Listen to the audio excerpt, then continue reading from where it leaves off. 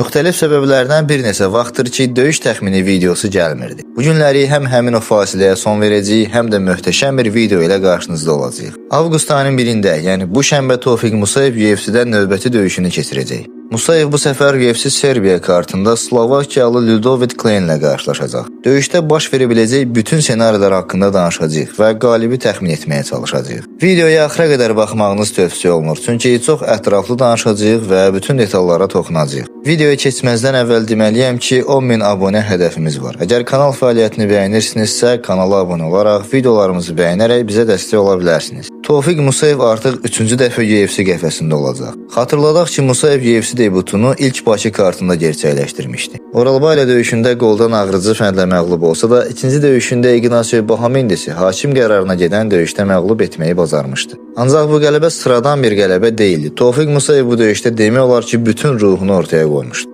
3 raund gedən döyüşdə həm Musayev, həm də rəqibi alqana boyanmışdılar. Yerli publika olaraq bu döyüşü çox bəyənmişdik, ayaq üstə alqışlamışdıq. Tofiqin UFC karyerası üçün belə bir döyüş çox vacib idi. İzləyici tərəfdən baxanda hər şey çox gözəl görünürdü, hər şey çox möhtəşəm idi. Ancaq nəzərdən qaçırmamalı olduğumuz bir nöqtə var ki, Tofiq Musayevin o döyüşdə əli sınmışdı.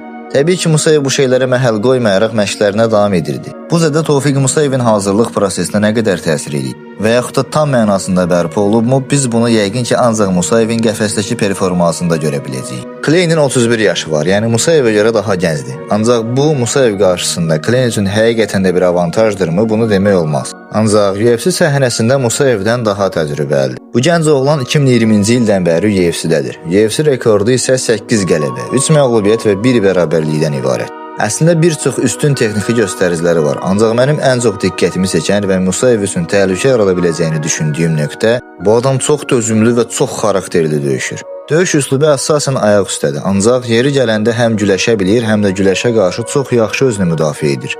Yəqin ki, hər kəsdə ümumi olaraq bir fikir formalaşdı. Yəni Ludovit Kleinin Tofiq Musayev üçün nə qədər təhlükəli bir rəqib olduğunu az-çox başa düşdük. Videonun əvvəlində dediyimiz kimi Tofiq Musayevin son döyüşü Ignacio Bahamendis'e qarşı olmuşdu. Yəni Tofiqin son döyüşü 4 ay əvvəl olub. Çox ağır bir döyüş keçmişdi və əl sınığı kimi ciddi bir zədəsi də var idi. Musayevin çıxışlarına baxdıqda o yaşın sadəcə bir rəqəm olduğunu və o hara qədər döyüşmək istəyirsə, o yaşa qədər də döyüşəcəyini deyir. Təbii ki, mən Musayevin bu fikrinə qatılıram. Onsuz da Musayev qəfəsdə göstərdiyi performansla bunu bizə göstərməyi bacar. Ancaq realist yanaşmaq məcburiyyətindəyəm ki, bir insanın bu qədər ağır bir yüklənmədən sonra müəyyən bir bərpa müddətinə ehtiyacı olmalıdır. Yəni Musayevin hələ bədəni özünə gəlməmiş, əli sağalmamış artıq bu rəqib üçün hazırlaşmağa başlayıb. Rəqibin də son döyüşü çox ağır keçmişdi və gecənin performans döyüşünə layiq görülmüşdü. Ancaq bu döyüş təxminən 1 il əvvəl baş tutmuşdu. Yəni Ludovitin bədəni çox daha gümrahdır və döyüşmək üçün çox daha azdır.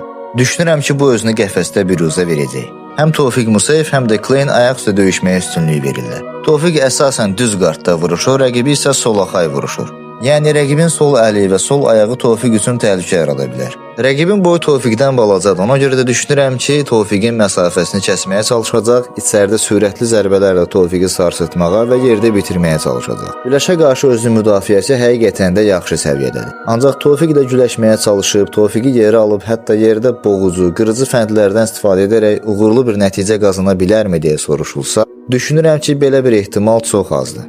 Baş verə biləcək senariləri nəzərdən keçirəndə rəqibin Tofiqin məsafəsini kəsməyə ehtiyacı qalmayacağını düşünürəm. Çünki Tofiq həmişə aktiv hücum edən tərəf olur və partlayıcı gücünə güvənərək rəqibini tez bir zamanda nokaut etməyə çalışır. Düşünürəm ki, rəqib həm buna, həm də Tofiqin güləşmə ehtimalına qarşı hazırlaşır. Bu döyüşün hər iki tərəf üçün çox çətin keçəcəyini düşünürəm. Açıqcası iki tərəfdən biri bu döyüşü tez bir zamanda bitirərsə, olduqca təəccüblənərəm. Mənim gözümdə canlandırdığım döyüşə görə bu döyüş həm ayaq üstə keçəcək, həm yerdə keçəcək, çox qanlı bir döyüş olacaq. Əslinə qalsa bir döyüş həvəskarı olaraq belə bir döyüş izləməyi çox istəyərəm. Bir çox döyüşçü, eləcə də Ludovit Klein diz və dirsək zərbələrindən aktiv istifadə etmir. Mən fikirləşirəm ki, bu zərbələr döyüşün gedişatına, döyüşün taleyinə olduqca yüksək səviyyədə təsir etməyi bacarır. Çox istəyirəm ki, Tofiq Musayev yaxşı zamanlama ilə həm diz, həm dirsək zərbələrindən istifadə elə. Çünki Tofiq təkcə Ludovit Kleinə qarşı yox, dünyadakı bütün döyüşlərə qarşı olduqca partlayıcı gücü ilə fərqlənir.